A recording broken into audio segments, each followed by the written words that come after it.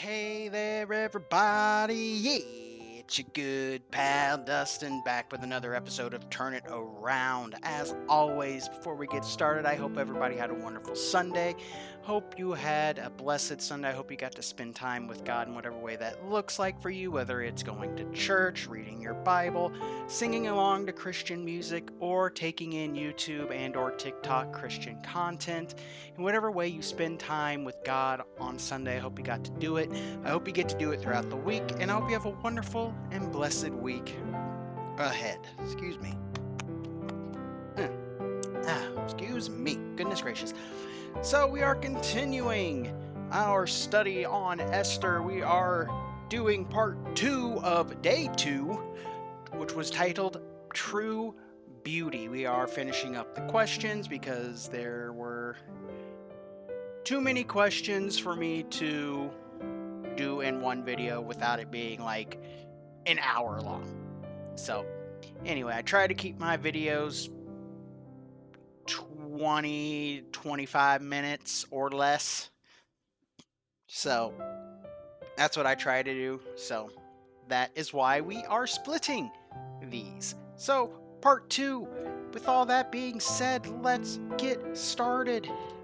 So, as just a little recap, last week we read Esther chapter 2. It talked about Xerxes,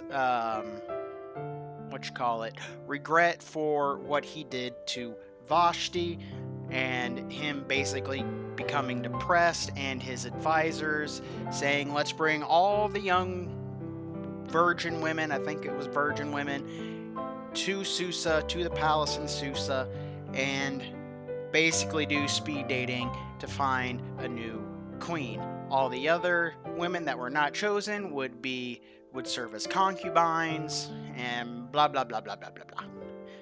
And we found out Esther, or Hadassah as her Hebrew name is, she was the one chosen ultimately to become queen. And then, of course, we learned about the conspiracy to assassinate Xerxes, and how Mordecai overheard, got word to Esther. Esther, in turn, got word to Xerxes, and the plot was halted. So the first question for this week is, what happened to Hadassah, and how was God with her even in this difficult situation? This was from verses 8 and 9. Now, it's not a very good situation for the young women of Susa. They basically had no choice. It would be like your parents dressing you up, tying you up, throwing you in the car, and taking you forcefully to a speed dating event, and them saying, you either find a partner or we're going to kick you out of the house. It's a little extreme, but I just want to impress upon you how bad this situation was for most of these young women, because most, if not all, were taken from their families by force. They didn't have a choice. They were forced. They were tied up. They were dragged. They were whatever, forcefully taken to the palace in Susa to get dolled up and parade themselves before Xerxes. Now, obviously, having the chance to become queen is, kind of, imagine there were some who were more than willing to go to the palace in Susa, whether they were chosen as queen or not. Maybe they're tired of living in destitution, or tired of being poor, and they know being in the palace they will be well taken care of, blah blah blah blah blah. So I'm sure not all of them were unwilling, but I'm going to say probably like 90% of them were, because we had found out last week that there could have been like 1,450 women at most. And I don't even want to try to calculate the odds of you being chosen one out of that many people, regardless. So, wasn't a very, but I know it won't be very good odds. So,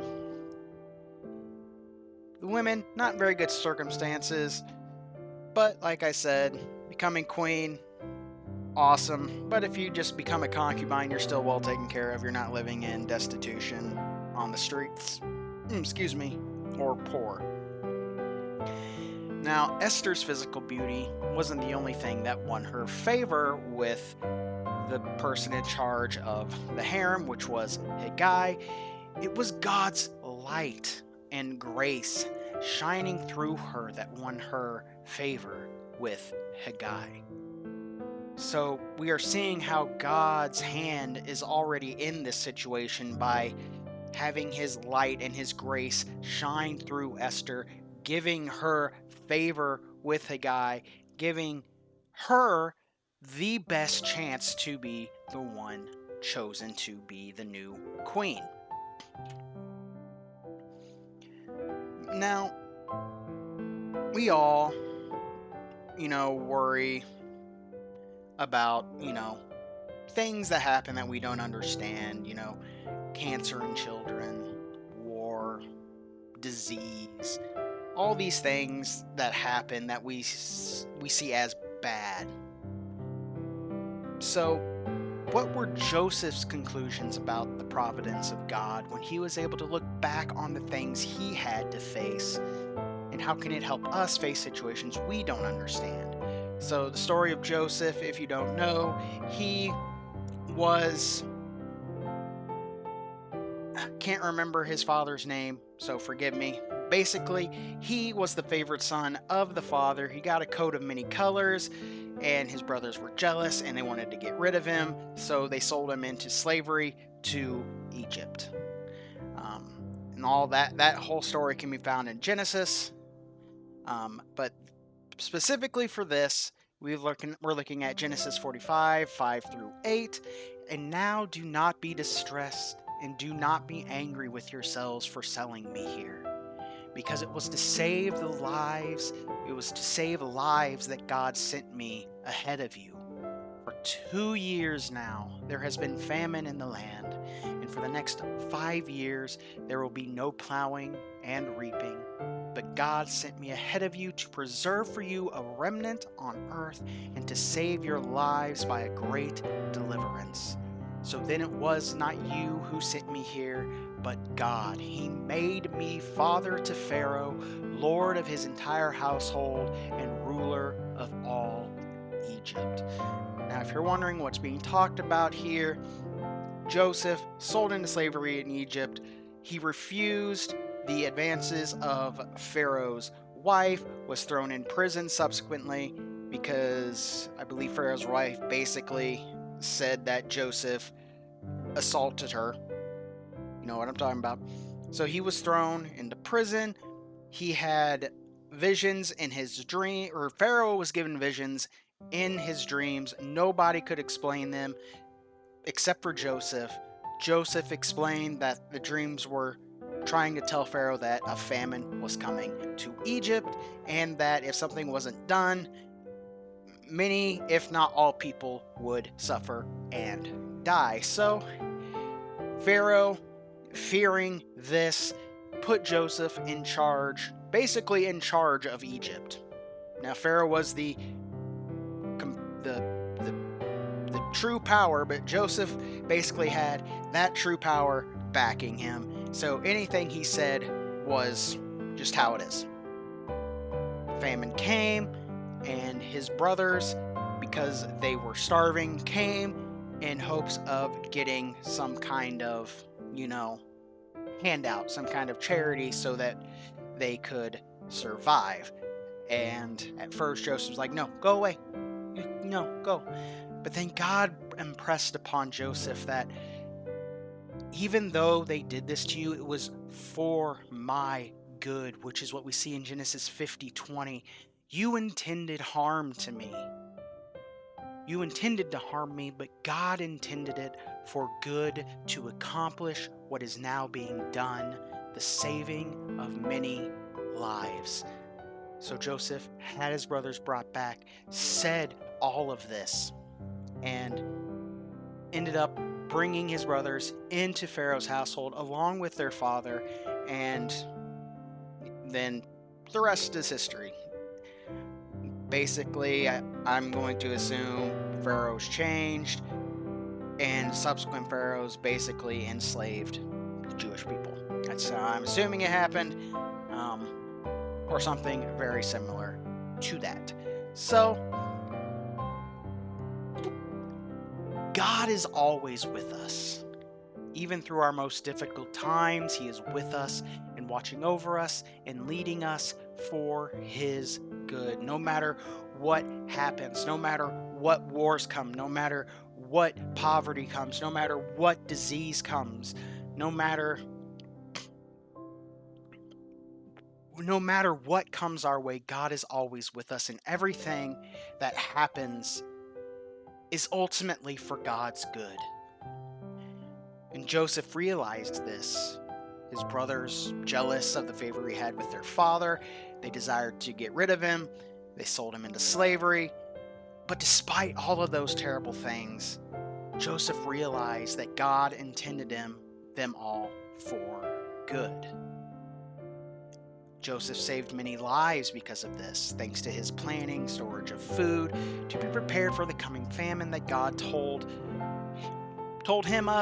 Pharaoh of. God gave Joseph the ability to interpret Pharaoh's dreams. But God needed Joseph in the house of Pharaoh in order for all of this to take place. So yes, the road to that was filled with pain and hurt and terrible things. But at the end of it, Joseph was basically in command of all of Egypt, and he saved many lives from the famine that came.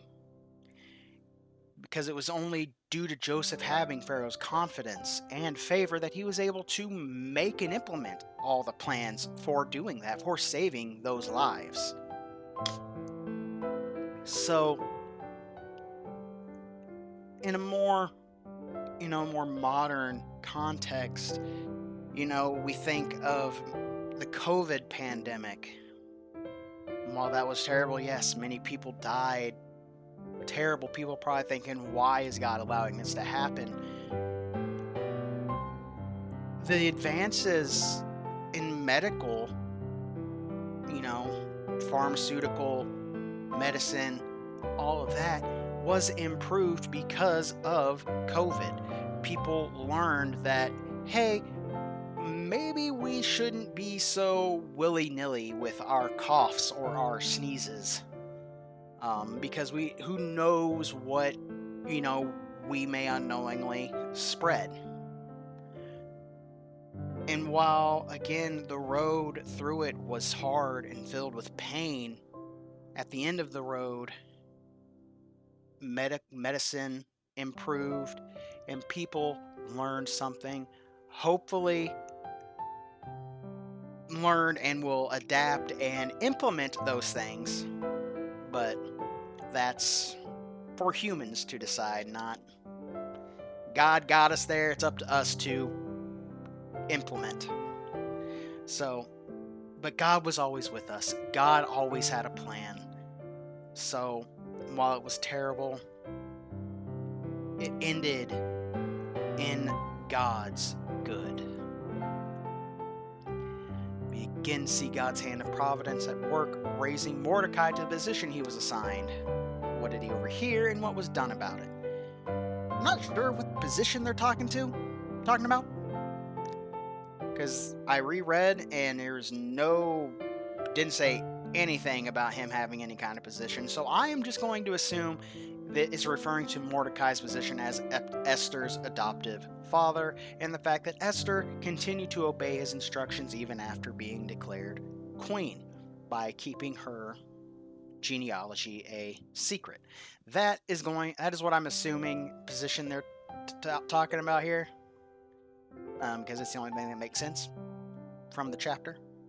So anyway, regardless, Mordecai overheard a plot to assassinate Xerxes from two of Xerxes' closest bodyguards and was able to get word to Esther, who in turn went to Xerxes, giving Mordecai the credit for discovering the plot. Conspirators were found to be guilty and executed. I'm not going to go through how they were executed. It's pretty gruesome, so I'm not going to go through that. Just know they were executed. They went bye-bye. They no more. Their plot was halted, stopped, and they were sent packing, never to return. Quite literally. So that is what happened. We'll have to see in the upcoming chapters what Mordecai's reward is for this. Now, God's providence in the small days. Now, small days in this study is referring to days and times where nothing seems to be happening. You know, just the normal days where you go through your normal routine. There are three truths we can glean from Esther 2 and ponder how they impact our view of everyday life. God's plans cannot be hindered by world events, whether they are spiritual or earthly in nature. God is all powerful. Nothing on earth can hinder God's plans because God created everything and has control of everything. Everything that happens is a part of God's plan for good. Yes, the road to that good might be filled with pain and sorrow, but at the end, God's good shines through, even when people don't want to see it or refuse to see it. God's purposes for us will still be accomplished despite our own human weakness and failure. God knows us being human, we're going to stumble, we're going to make mistakes, we're going to sin, we're going to get lost on God's path. And despite all that, God's purpose and plans for us will still be accomplished as long as we come back to God, as long as we continue to have faith and trust in God. No matter what mistakes we make, no matter how many times we stumble, God's purpose and plans for us will be accomplished. And finally, we are not excluded from His purposes because of our background, hardships, handicaps, things that might exclude us from worldly success. Because God doesn't care. God doesn't care who we are. He doesn't care about our race. He doesn't care about the mistakes we have made in the past or any handicaps we may have, whether they be mental handicaps, physical handicaps, emotional handicaps, whatever kind of handicaps we might have. God doesn't care. I mean, He cares, but He doesn't care. His purposes don't care. It's probably a terrible way to word it, but hopefully you get what I'm saying. It doesn't matter who we are, what we've done, what handicaps we have. We are not excluded from God's plans, from God's purposes. God's purposes are beyond the world, and as such are not impeded by things that may hinder us in worldly success. God will ensure His purposes for our lives are fulfilled.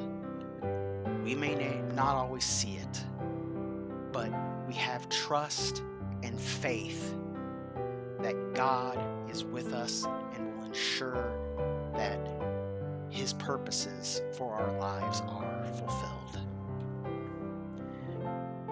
So that does it for day 2 of our Esther study. I know I got a little rambly. Sometimes my brain moves faster than my mouth can talk, so I apologize for that. But at the end of this chapter, we're seeing God's hand of providence, though the road to where she needs to go is filled with pain and sorrow and hurt. We see how God is leading Esther to where he needs her to be, just as he led Joseph to where he needed to be. You'll find in subsequent chapters that Esther being put where she is ultimately what saves the Jewish people. But that's for another day.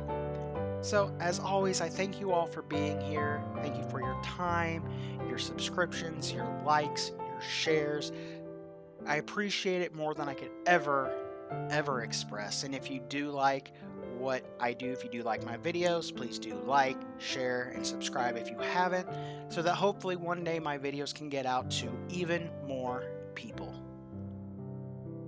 And as always, my friends, remember that I love you, God loves you, and please remember to love yourselves and those around you.